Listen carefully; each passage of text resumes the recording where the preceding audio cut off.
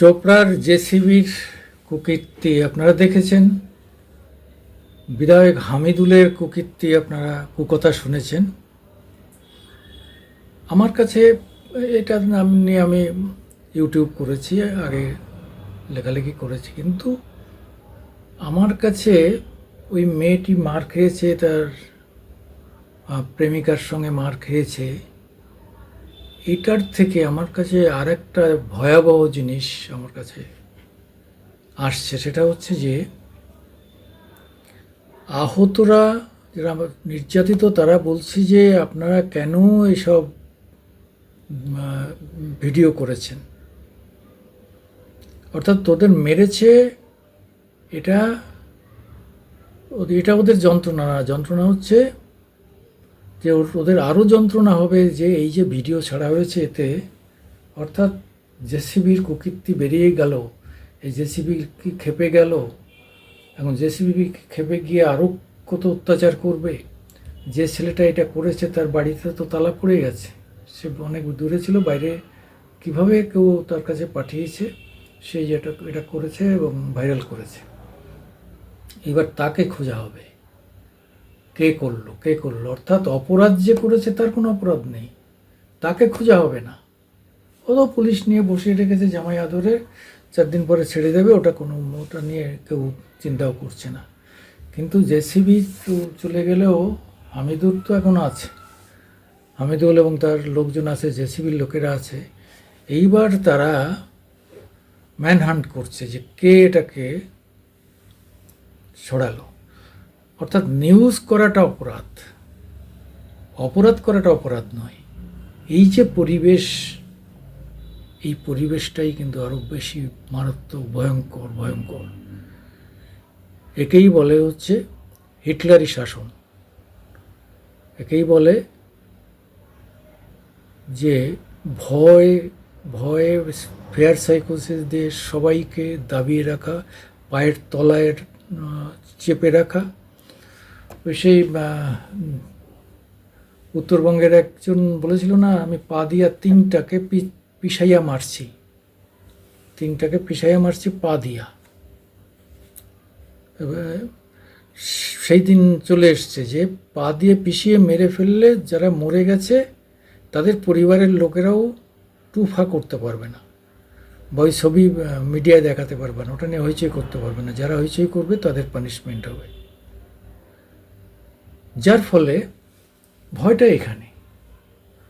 হতে পারে একটা দুর্ঘটনা ঘটতে পারে, এই সমাজে অনেক কিছু ঘটতে পারে, আমরা মেনে নিলাম।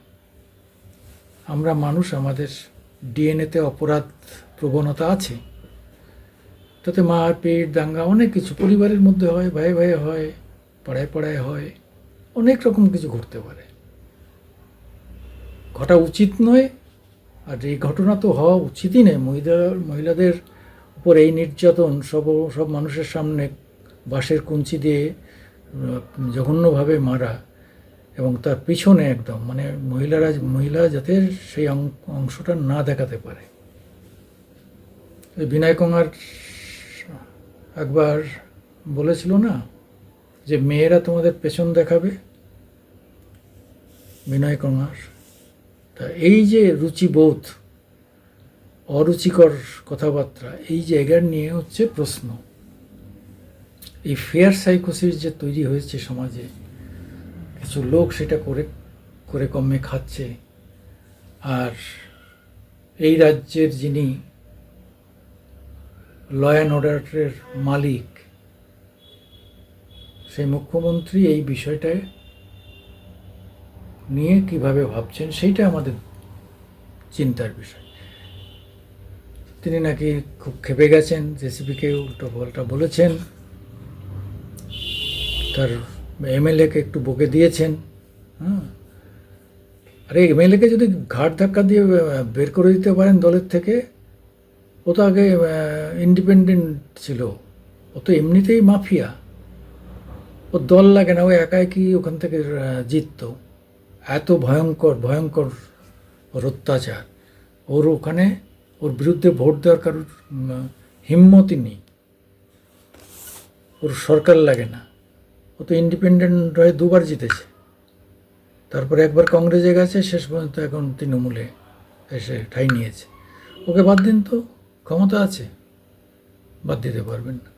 ওকে বাদ দিলে ইনস্ট্যান্ট দেখালে, উদাহরণ দেখালে আরও 10 জায়গায় লোককে ভয় পাবে।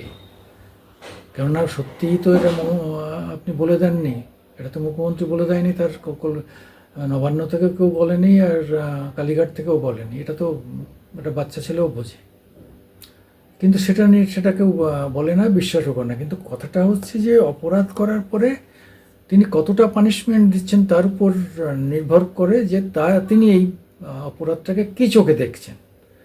মুখ্যমন্ত্রী এই ব্যাপারটাকে, কোচবিহারের মেয়েটিকে ওই যে টেনে নিয়ে যাওয়া উলঙ্গ করে, এই দুটো ব্যাপারকে, যেটা আজকে রাজ্যসভায়, লোকসভায় সারা মাধ্যমে সারা পৃথিবীর লোক জেনে গেছে, রেকর্ড হয়ে গেল।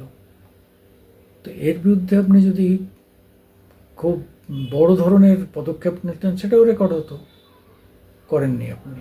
আপনার ভয় যে এরা না থাকলে আমাকে কে জেতাবে, এরা না থাকলে তো আমার বিজেপি সব নিয়ে নেবে, এই ভয় থেকে আপনি এগুলো, এই অন্যায়কে মেনে নিচ্ছেন বলে আমার আশঙ্কা। যাই হোক, আমরা চাই হামিদুরকে আপনি চেক করুন, হামিদুরকে দল থেকে বের করে দিন, একটা উদাহরণ তৈরি করুন। আপনি তো বহু উদাহরণ তৈরি করেছেন, এটা একটা উদাহরণ তৈরি করুন।